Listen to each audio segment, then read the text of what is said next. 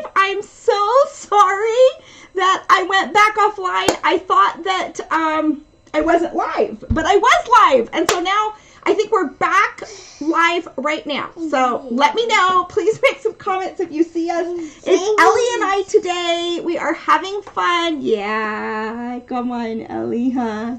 And we're just getting ready for Ellie to lay down for her nap.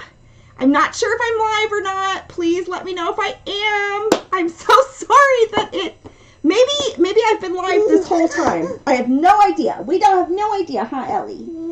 No idea. No idea. Okay, but I thought it was because, remember, my wallet got stolen and I thought I had to activate this card and make sure that my streaming service was being paid for. So, okay, I think I'm there. I think there's Dolores on YouTube. We see Dolores, Ellie. Yay! Let's do yay! Yay for Dolores. Let us know when you're there. So, yeah, I went out. Okay. Oh, did you drop your salt and pepper shaker? Here's some. You want some thread? Do you want to play with the thread? And let's put your pins in the pin thing. Let's get the salt out of there. Okay, I know. Thanks for being here, you guys. Today ended up being a really snowy day. It is totally snowing here in Utah, which is actually really good. Ellie, say hi. Hi. Yeah. Okay. Hi.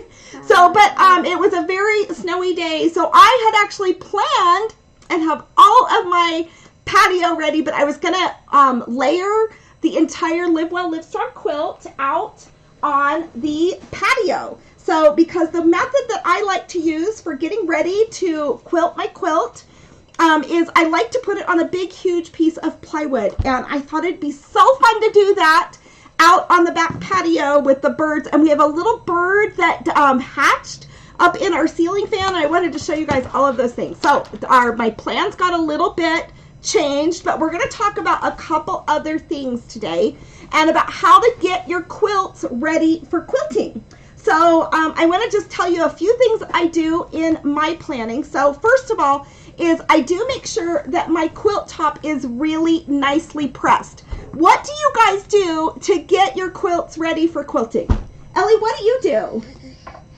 What do you do to get your quilts ready for quilting, huh?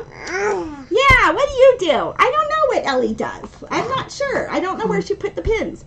Anyways, okay, so Amanda's got a rainy Louisiana. I have to say I'm very grateful for the moisture we're getting because Utah is at a high fire and we've got a drought of water. So it's really good that we are getting this moisture. So I cannot complain about any kind of moisture whatsoever. So, okay, one of the first things I do is I do a really, really good pressing job on my quilt top. And I have, remember, our other quilt top.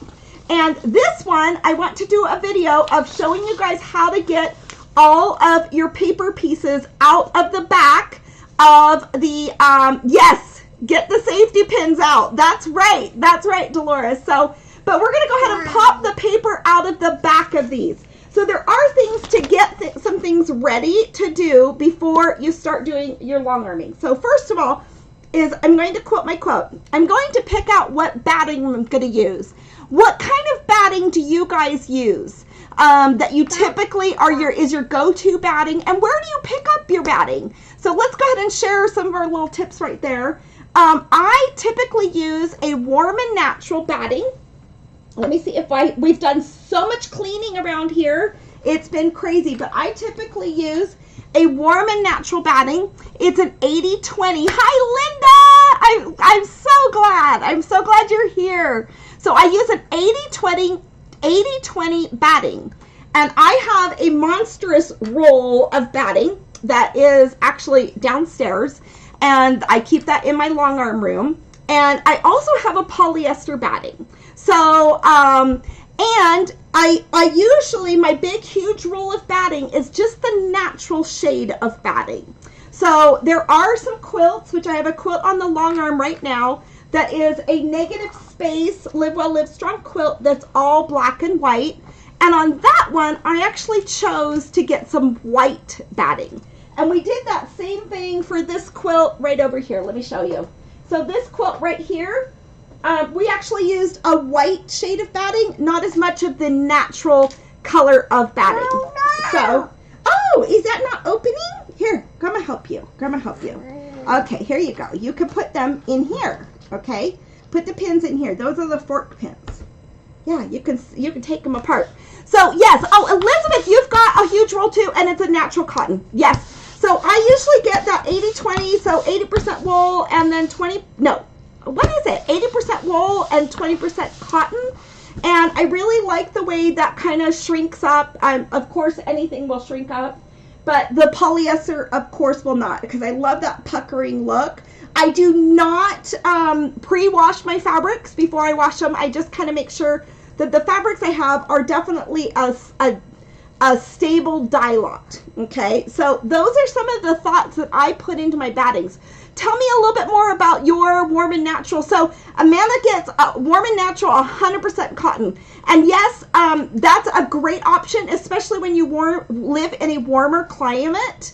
And I like how thin that batting is. I'm really sorry I don't have some batting samples here. We've been doing major spring cleaning. And my niece, Vanessa, that works for me, she took the whole bag of like small batting pieces downstairs. Okay. So batting is one thing. I also want to talk about picking out your backing fabric for your quilt. So when I pick out my backing fabric, I actually, I think about what I am going to use as my backing fabric. And I also, yes, I like the Pellin brand. I think it's, any brand name of batting. I'm almost ready to like leave Ellie here and go grab my big bag of batting. And I can show you guys different qualities of batting. But one thing that I really take a lot of thought into is the backing of my quilt. And these I have picked up and purchased along the way. The Live Well Live Strong is actually a 60 by 60 inch, the traditional one. Hi Carolyn, how are you? Tell me about what you do to get your quilts ready to quilt, and what kind of batting you might use. What are some of the steps that you do to get your quilts ready to quilt? And I will show you some of the supplies of things that I get out, huh, Ellie? We get things out. No. Oh, no? Oh, no. Oh, no. Anyway, but my backing is something I plan, because I plan as to what kind of thread I'm going to use and what shade of thread I'm going to use. So let me grab a couple things right here. So one of the things that I do get out is some safety pins if I am going to safety pin and layer it. You could probably play with those, Ellie. And then I also start getting out a spray if I'm going to use a spray. And I make sure I've got a handy little getting a quilt ready for your grandbaby girl. Oh, Sophia sounds so sweet. Oh, I'm so curious how you're making that, Carolyn. But I also make sure I have a brand new bottle of 505 spray and that it's actually working well if you're going to spray it, okay? And that's why I wanted to do that outside, is because it's always good to spray outside. And I have my safety pins ready.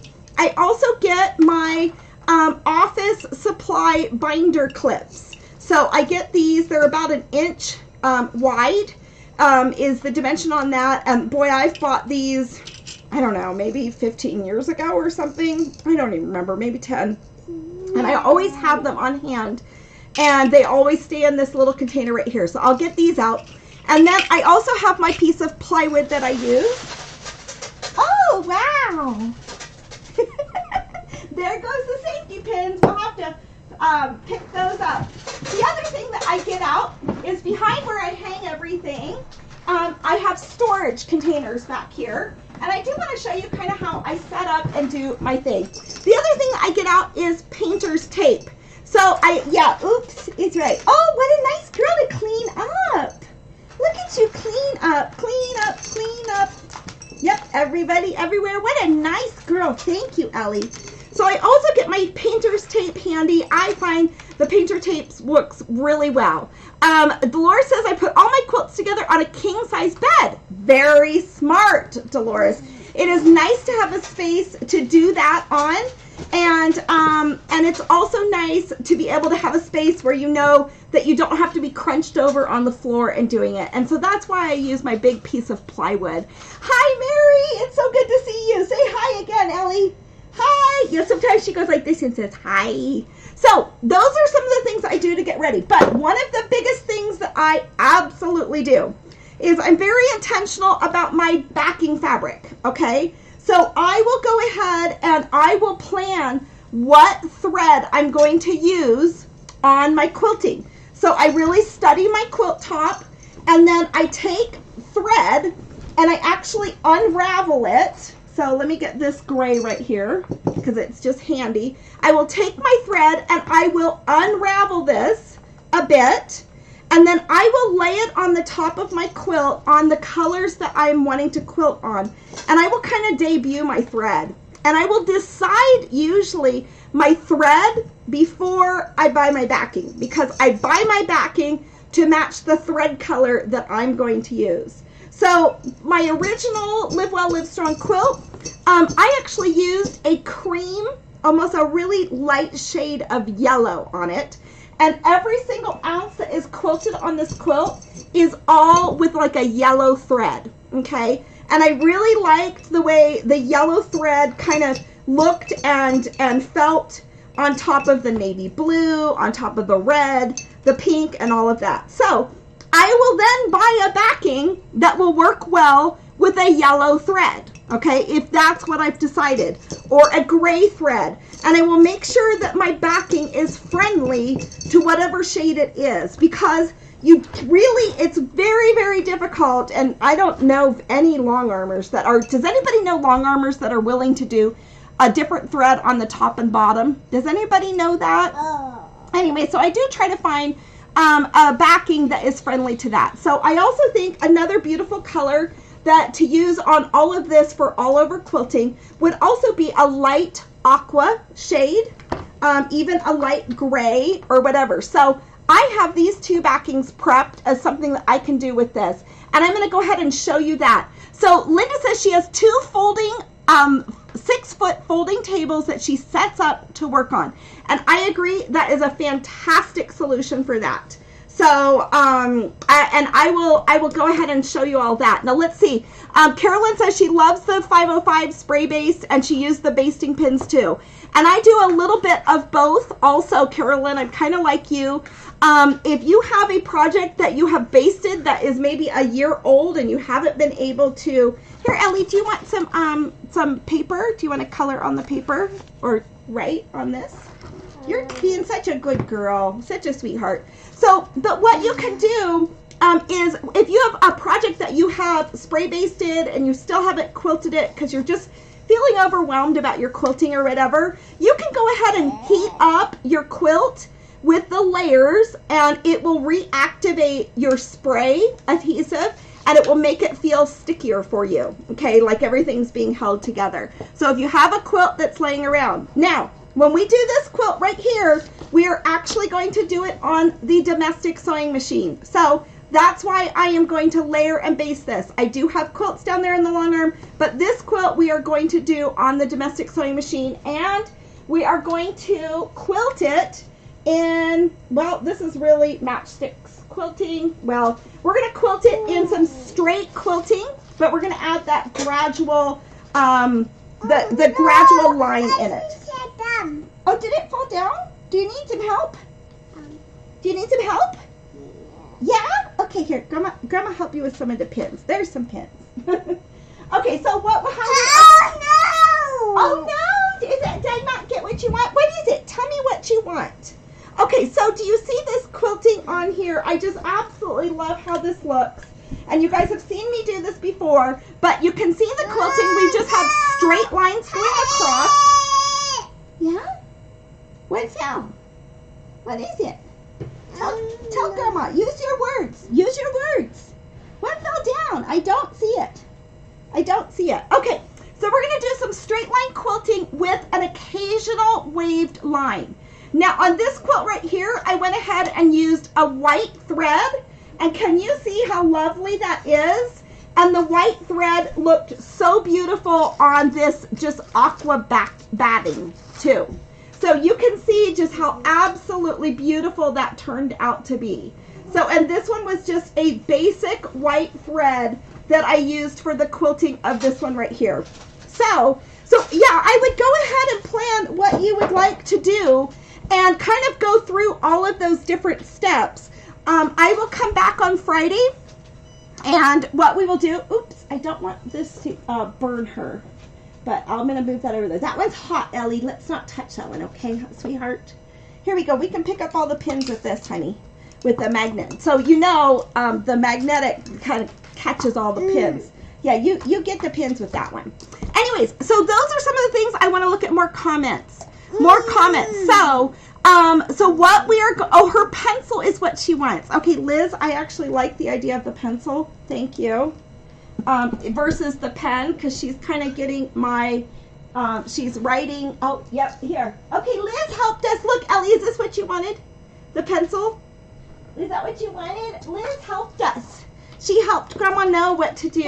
Okay, we're going to put this pen away because she's writing on my cutting mat. I've got Clorox wipes.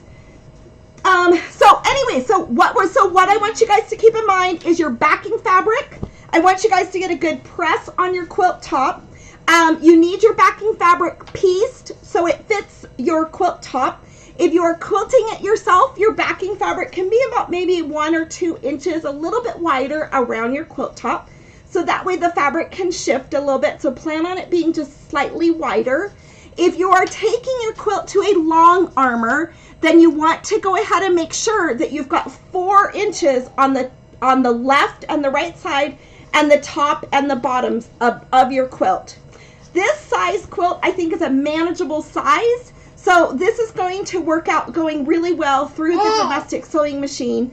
Quilts that are larger than that, it's a little bit more awkward for me to quilt that, but you can slowly get that done and just work on some as you continually do that. Now, I would like some voting here. Would you guys like to see how we quilt this by hand? Good. I'm so glad, Elizabeth, that you'll have your work on your quilt top, because I think your quilt top is one of the prettiest ones out there. She used such beautiful pinks and purples, and it's just so gorgeous.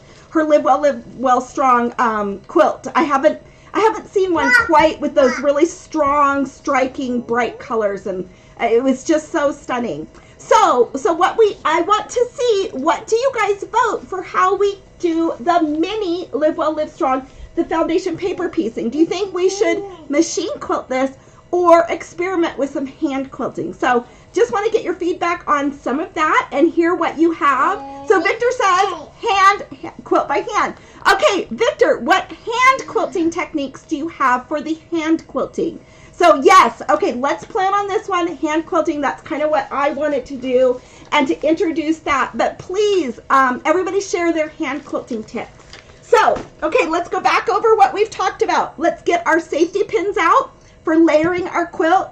Let's get some painter tape out because we're wanting to tape down the back of our quilt onto whatever surface that is. So Linda uses 2 8-foot tables smushed up next to it. I use a piece of plywood that I will put on my table outside. I like the plywood because I can kind of pick it up and move it. No. Oh, what is it? Your pencil? Here, Ellie, say your words. Say pencil. Yeah. Pencil. Okay, you tried. We'll go for it. She is talking more and more. So here we go. There's your pencil. Good girl. Good talking. Thank you. Thank you for trying. You're a good girl. You definitely want, I feel like the painter's tape is, thank you, Wendy. She really is fun. We have so much fun playing with her. Okay, there's your paper. We have so much fun. I feel like the painter's tape is gentle with the fabric. It's also gentle with the surface that you're taping your quilt to. So you might put it on the floor. You might put it on a table. And I'm also going to show you how to shift your quilt over if your surface isn't long enough. So, Victor says he follows squares and mark lines with pencil, them on the quilt on lines. I like that, Victor. I like that. Very, very nice. Okay, give us some more tips on there. I would love some more. What kind of pencil are you using for that? What kind of thread do you use and what kind of needle? I'm very curious about that too. Okay, so, press your quilt top, get your backing figured out, and select your thread that you're going to use that will correlate with your, so you can see that gray thread just really looks very nice on that yellow. And this gray thread also looks very nice. Let me see if I can move it back and forth on that aqua backing. Do you see how that is? So you can see you do want to debut your thread. Make sure you have got adequate thread for your bobbin and for your top thread. Okay, you want to get spray out and make sure you've got a good amount of spray.